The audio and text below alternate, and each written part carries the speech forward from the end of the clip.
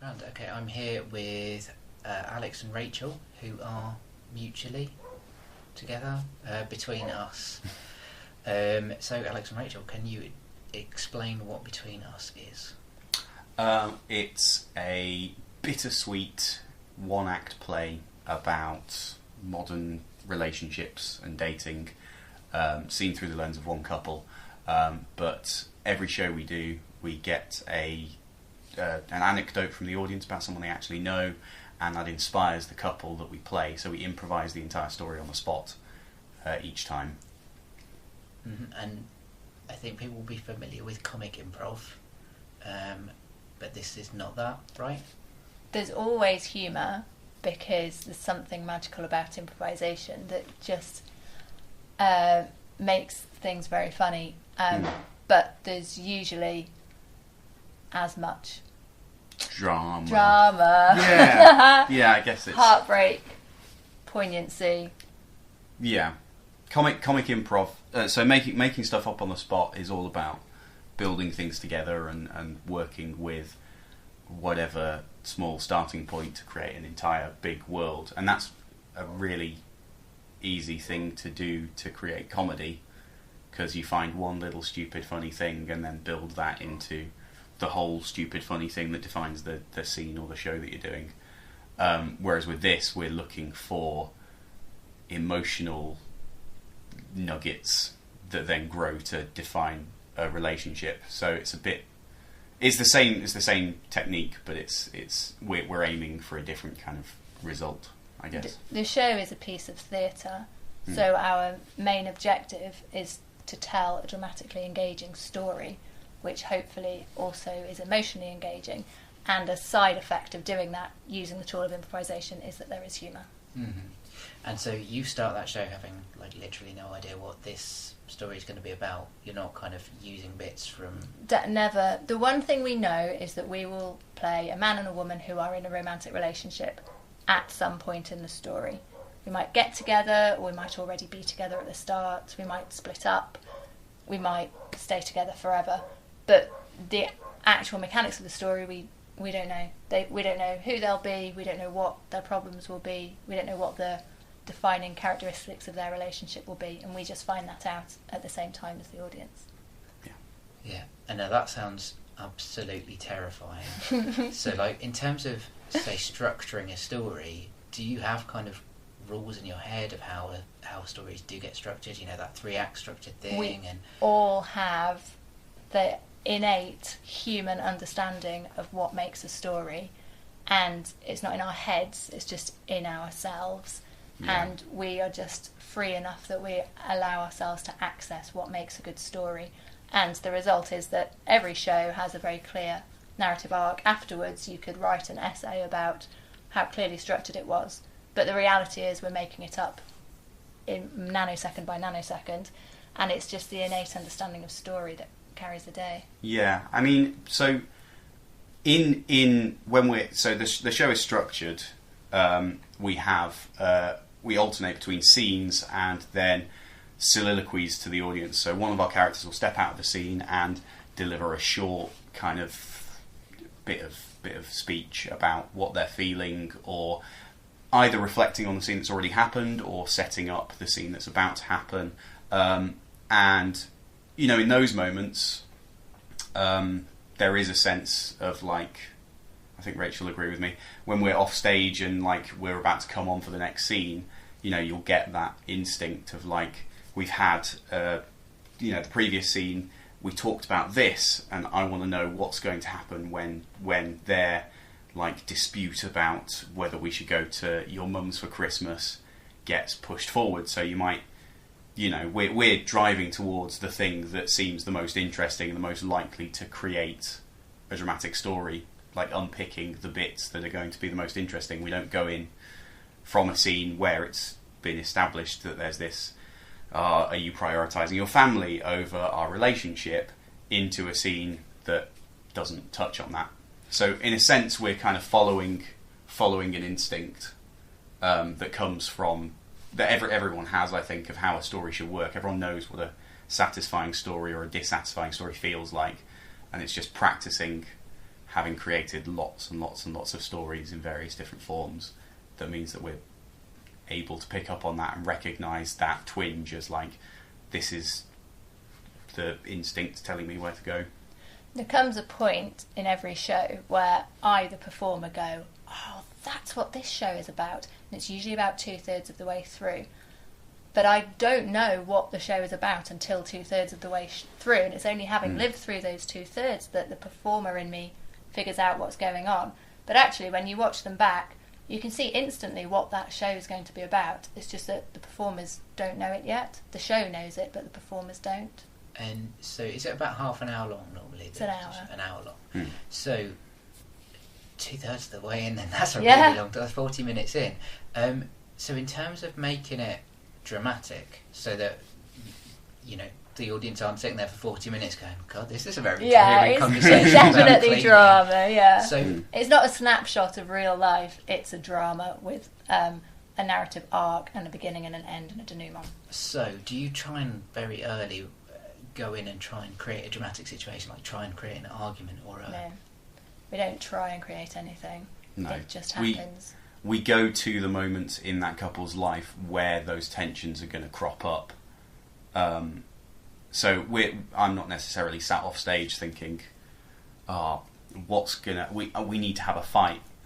I'm thinking, well, we had that first date and it seemed really, really like Rachel's character has these insecurities about being an artist, so maybe the next date that we go on is going to be us at an art gallery discussing art, and maybe my character's, who I've discovered is a bit of a dick, is being really condescending about all of the art and talking over her opinions.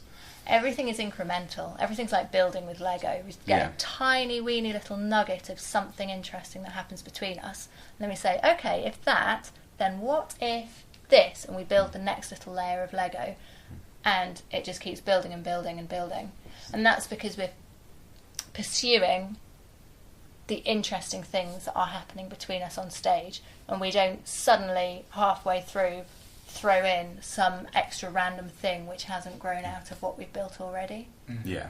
If we went off stage and then planned ahead and had that thought of like, oh, I'm going to say this and then Rachel will say this, we can't read each other's minds.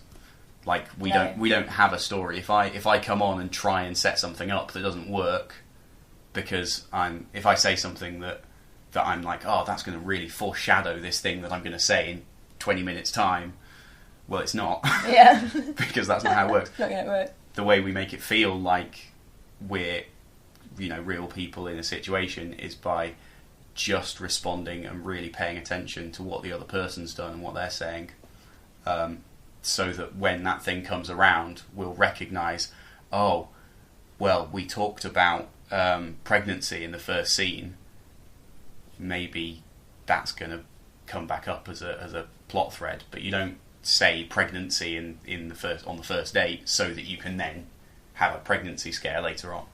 What actually surprises me the most when we film the show and watch it back is that things we've said in the first scene do come back really clearly 40 minutes later. But I know that when I was on stage, I was completely unaware of that. Yeah. And I don't consciously remember those things. They've just been built into the story, and it's just following the story. Yeah. As a performer, you sometimes talk about performer thoughts and character thoughts. And I'd say in our show, I'm maybe at like 85% character thoughts. So the things my head is doing are the things that character's head is doing, about 85%. And then there's that tiny little 15%, which is me, Rachel, going, what would be good here? What's the pace like here? What could I say to Alex to escalate this? How's the audience responding? What would they like us to give them? But that's very method, isn't it? You're mostly your character. Yeah, I guess so. We're not. This is one question that I've been asked before: is how much are you drawing on situations from your life in telling the story? And the answer is the situations are completely alien to me. I mean, for starters, I'm gay, so I've not been in a romantic relationship with a woman before. And so a lot of the topics that come up in that in our shows about the differences between genders, about social pressures on men versus women, about things like pregnancy and childbirth, are questions that are just completely alien to me. What we're drawing on is the emotional experiences that we've had in the past. Everyone knows what it's like to feel angry or sad or happy or in love, potentially. And so we're acting like people in love. We did Brighton Fringe in May, and so we had, and then we did a show in Sheffield the same week, so we had 5 videos to watch back. And as I was watching them, this might sound really pretentious, honestly it was like seeing 2 completely separate, different humans in every single show. The quality of our voices, the physicality, the way we responded to things. And yet, the paradox is that I know that those instincts are coming from me. And I think it's exactly what Alex says. We've all had a feeling. It's just relating that feeling to this situation, which is alien to me. The situation is usually alien to me, the performer. But that nugget of feeling that it all grows from is just a human experience. And so, for example, what are some of the relationships or the kind of story arcs or things that have come out, and how different have they been? I think I've only seen it once, and it was basically traumatising. Which one did you see? That was Upstairs at the Uni Arms. Okay, so right. That's the one where toxic relationship. Yeah, it's really toxic. So I love when we're toxic. I was the poet who was a bit snooty, and you were the school teacher who couldn't get me to not be a dick to you, basically. So we had some really interesting responses to that show, because one guy actually asked me if I deliberately played somebody with a personality disorder. Wow. Yeah, and I did not see my character in that light at all. I felt really strongly that he undermined her, almost to the point of some kind of gaslighting or type abuse. Yeah, slight, that. Just he minimised. He would intentionally provoke her and then minimise the emotional damage to make her doubt her own. And in a very rational way, he came across as very sensible, and quite easy to agree with. But she was. I tend to side with women anyway, so I was kind of with Rachel. Nice one. Like say toxic relationship where you think these people would be set fine with other people, but together this is just sparks and drama. So a really different example then might be the spaceman astronaut guy. What was he? Rocket scientist. Yeah, he was a rocket scientist. And that show, we played 2 people who were both very highly educated characters. Both very calm. Both very calm. Both very collected, I suppose. And the conflict in that relationship was a much more kind of lifestyle one. So my character, and again, these are always inspired by the audience. So we often get things that are fairly, abnormal for real life, but compared to a lot of improv is very, very, grounded and realistic. So I was playing someone who was in training to be an astronaut, but that wasn't like, and so I'm going off to Mars next week. It's, so I'm going to be spending 6 months in an isolation unit so that I can experience the effects of solitude, it being in space. And that's going to put a roadblock in your plan to have a baby by the time that you reach a certain age. So what are we going to do about that? Because I don't want to hold you back, but you don't want to be with anyone who's not me. Yeah. It was a very grown-up struggle, that one. That was really, that felt like a really adult relationship. Yeah. Whereas we did one in Sheffield where the inspiration was that Alex's character had a belly button piercing. And I, in fact, we were quite young characters, I think. We went to festivals and, we had hangovers and fun things like that. I never experience anymore because I'm so grown up. Yeah. And And I genuinely, as the performer, spent a lot of that show not really knowing what was going on. And the reason was because my character didn't really know what was going on, because it emerged that Alex was bipolar. Although we didn't label it in the show, that's what we all separately agreed was going on. Yeah. Yeah, and in that one, like the relationship ended because Rachel basically broke up with. I was like, "You're a bit weird," and he was like, "My whole life I've been the weird one, and I can't understand it." And it was more an exploration of mental ill health. Yeah. In the end. Yeah. Laugh a minute. Yeah. Well, it's drama. You said it's not improv comedy. It's improv comedy. Let's explore your mutual and separate backgrounds. What other stuff have you done? How did you come to improv? How did you come to theatre? Well, I'm an actress. I trained at Drama Studio London, and improvisation was taught by Oliver Senton, who at the time was in the Showstopper cast. And I think I said this on another podcast once before, but it's so true, I have to say it again. It was like living in a house and then opening this teeny tiny door that you'd never seen, and there being a fabulous mansion on the other side that you could just explore and play, and everybody's interesting and engaging, and there's no end to the worlds you can create and the characters you can create and the ways you can make people laugh and find the joy. And that was just my response to doing improvisation at drama school. And so when I graduated, that was the kind of acting work I pursued mostly. And while I was still living in London, I was cast in Upstairs Downton, which was a spoof period drama. We did Edinburgh, and that was really fun. And then I also co-created CSI, Crime Scene Improvisation, which is an improvised murder mystery. And if you see that show, it really is the polar opposite of Between Us, because it's just silliness and fun and jokes from start to finish. And it's so wonderful that improvisation gives me the chance to be a comedian and also doing drama. Yeah, that's your story. My story is has some similarities. So the first experience I had of improvisation was A-level drama at school, when my teacher introduced all of these improv exercises to get us all out of focusing too much on script and make us all a bit more comfortable with being emotional and expressive on stage, which with a bunch of 17-year-old boys was a bit of a challenge.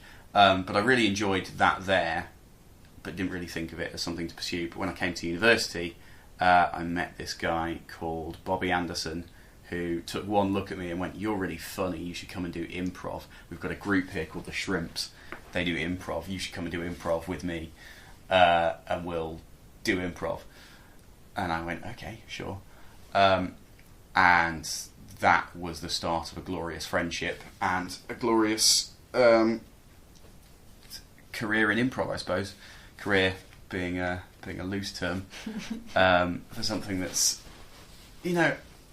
not yet made me a huge profit, or allowed me to live without a day job. But that was back in 2009. I joined the Shrimps, which is Sheffield University's Improv Society. A couple of years later, co-founded Strike Improv with Bobby and with another friend of ours, Paul. That grew out of a radio show, student radio show, into a podcast, into an improv troupe. And then a couple of years after that, this woman showed up at the Shrimps who was insanely talented and knew all this stuff about doing long-form improv. So the Shrimps do short-form improv. That's very similar to what you'll see on things like Whose Line Is It Anyway? And that kind of improv TV show. So there'll be a game structure, there'll be a set of rules that the performers have to follow, like you could have to speak with that every sentence has to start with the subsequent letter of the alphabet to the previous sentence, or you can only say a certain number of words each time, or one of you has to be miming at any given moment and then you have to create a scene around those rules, and that scene lasts for 1 to 5 minutes, and it's over very quickly, and once it's done, you're past it. And that is great fun and can be absolutely hilarious, but that's short form improv. Long form improv is this idea of using those skills to create a whole narrative that goes on for anywhere between 10 minutes to an hour. 2 hours. 2 hours. Ostentatious have an interval. Showstopper have an interval. 24 hours. 24 hours. 3 days even. Yeah. We had a show in Edinburgh last year that was like 72 hours, I think. Yeah, which is just terrifying. But yeah, Rachel showed up and was, sort of scouted about looking for people to form a long form group, and that became the show Scriptless in Seattle, which was an improvised rom-com. And that was great fun. So in the process of developing that show, we, along with 8 or 9 other people across the course of its existence, spent a lot of time working on, learning how narrative structures worked, studying rom-coms and seeing what were the tropes and the beats that occur in every rom-com, and also practicing portraying people who were in love, practicing portraying physical intimacy. We had workshops on practicing kissing so that everyone could be comfortable kissing each other on stage and making that look natural. And then once that kind of wrapped up due to differing commitments and scheduling and things like that, Rachel approached me and said, we should do something that's like that but not like that. I've got an idea. And that idea was, let's do a serious thing. Yeah, the idea was between us. So me and the rest of the cast built CSI, and it took us about 6 months.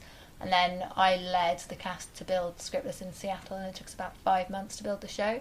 But honestly, with Between Us, I had this idea, and it was like I opened a box and it just came out fully formed. And after 2 or 3 rehearsals, we went, okay, we've got to put this in front of people because we've got it, we know what it is. Either it's already perfect, or we're the most incredibly deluded. delusional. So we need to. The only way to test it is put it in front of an audience. Yeah. We had a test, and that is so rare to build something that quickly. But I think it was because we did so much work in Scriptless in Seattle, building our relationship, building our understanding of stories, and building our understanding of the portrayal of relationships in stories, that we were just so ready to go with Between Us. Yeah. Is there something to be said for chemistry as well? Is there something between the two of you that you think would be difficult to replicate with another equally? There's no way we could replicate the show with anyone else. No. Don't try. Yeah, I think we both studied. I studied English literature and philosophy at university. Rachel studied drama, and so we both have this passion for stories and storytelling, and both look at relationships, I think, in quite similar ways. We've both studied informally, different areas of psychology of human relationships and that kind of thing, which I think is really useful. But we've just built a really strong connection and gotten very good at listening to each other. We've spent a lot of time in the car, just the two of us lately, going to towns that begin with the letter B. For shows. For shows. Not for... Not just because that's what we think's fun. That's the next improv show. Yeah, that would be a good improv show, actually. Bank that. So in the last 6 months, we've been to Bristol, Brighton, Birmingham twice, Salford, doesn't begin with B. Unless you swear beforehand. Yes, unless you swear beforehand. And we're going to Buxton shortly. Going to Buxton shortly. And we did a show in London as well. So generally we spent quite a lot of time in each other's company, and we just get on so well. And I think we genuinely find each other interesting. Yeah. No. Yeah, definitely. That's... So Alex talks about himself and I listen. Yeah, that's very true. Well, no, we do get along very well. I think that's... as I've said it, I've sort of hinted at it a couple of times, but I think for me the most important part of of improvisation, of using it as a creative tool, is not trying to come up with stuff by yourself. It's listening to what's been said, looking at what's happening, and responding honestly as the character would in that situation. So you work out who you are, and then you just pay attention to what's going on in the moment. And so yeah, you have to be able to, like, practicing listening to what people are actually saying is really important. But yeah, we're very good at saying things that interest each other and doing things that interest each other on stage as well. Yeah. And you sort of gave some tips there. Are there any other tips you could give for people who are listening that might be thinking, well, this sounds cracking? Are there places they can go, books they can read, courses they can take? So much stuff. I mean, Yeah. if you're talking in Sheffield, then A Mind Apart has a monthly drop-in improvisation session, which was run by our good friend Joe Thompson, which would be a good place to start to try it out, to see if you fancy it. Yeah. For more specific courses on creating a show with somebody else, you're probably looking a bit further afield. There are various courses in Leeds and in Nottingham and in Birmingham And Leicester. Yes. And if you want to go to London, you can't move for improv courses in London, and Yeah. many of which are fabulous. Yes, absolutely. Books are difficult when it comes to improv. There tend to be a couple of different categories of book about improv. There's the person who's written it's come up with one big theory that they're applying to everything. There's a course from beginning to end, which is designed for you to read week by week with another group of people and go through that. Katie Schute's book, The Improviser's Way, is very good for that. And then there's like just snippets of philosophy, like a Nietzsche book or something. But really, it's the most important part is practice. It's not something you can learn from a book. You will do improv for ages and then read a book and go, oh, that's really changed my perspective on something, but it won't has make to you be. any better. It won't make you any better. No, Definitely. it'll refresh your perspective on things, or it might give you some exercises, or it might help you refine your idea of what you're doing because you disagree with it. I think Alex is right when he says that improvisation is something that happens between people, and a huge part of improvisation is finding your people. So if anyone's out there thinking, I want to give this a go, but how do I do that? What do I do? My advice would be, go and see an improv show and just go up to the people afterwards and say, hey, what are you up to? What are you doing? Do you know anyone who? And I reckon in about 3 minutes you'll have a link to something that you'll enjoy that'll be good. That's Yeah. how my whole improv career has gone, really. I've seen this show, met this person who told me about such and such, and then I was cast in their show, and then doing that we had a night where we invited these people. Oh, and I met this person. Improvisers are by and large some of the friendliest people you So will ever meet, sociable. and every improviser really wants the improv scene to be bigger, for there to be more people watching improv, more people doing improv, more people teaching and learning improv, so they will all be able to point you in a good direction. And I'm guessing humility forbids you from mentioning the Improv Jam. Oh yeah, of course. If you want to just give it a go and see what it looks like, there's a monthly jam in Sheffield which I run with Bobby, which is the last Thursday of every month at 7:30 at Dina. And literally open to anybody, first Yeah, timers. anyone can come along. We've had people who've never done improv before come along and play the game. We can't teach you how to do it, but you'll get a good enough idea from watching it, and it's a very friendly and receptive crowd. I also think loads of people don't really need any teaching. I'm reasonably sceptical of improv teaching. Like a healthy scepticism, because much of it... Aren't you pitching multiple Oh, workshops wait. to various organisations at the moment that you want to But teach? if I'm teaching it, it's a different thing.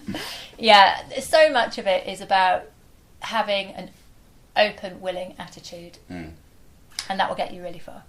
At the same time, I think teaching is very important Yeah, it is. because you need feedback in order to improve. one of the things, if there's someone who's got more experience of improv listening to this, who's thinking about creating a 2-person show like this, you have to be prepared to be your own harshest critics, because if there's no one outside of that to tell you, oh well, that didn't work, and break down in excruciating detail what it is that didn't work, what techniques you need to work on to make sure that works, then it's really difficult to improve. And that's another reason I think we work so well, is because neither of us is afraid to tell the other what we think is going wrong, So and we're very good at taking it on the chin. People often hear about the show and then, just like you did, say, wow, performing that sounds terrifying. The performance is not terrifying. What is difficult as an improviser is you have to be willing to go into the dark place in yourself of, was that good enough, and if not, why not, and what can I do next time? And that never ever ends. You never get there. You're always challenging yourself, asking yourself more questions. Yeah, and the real hard part is balancing that drive to improve and constantly develop against the awareness that the people who watched it had a really good time and you still did a really good show, because you have to keep that in mind, because otherwise you'll be horrendously disheartened. I've definitely made that mistake before. Yeah. of grinding myself into the dirt, like this is never going to be good enough. But not letting one good show be, oh well, fine, we can sit back, because the show really isn't the thing that we've developed, and it's not the thing we practice. What we practice and what we develop and what we build on is our process for creating shows. Yeah, exactly. Moment to moment. So our workshops are not.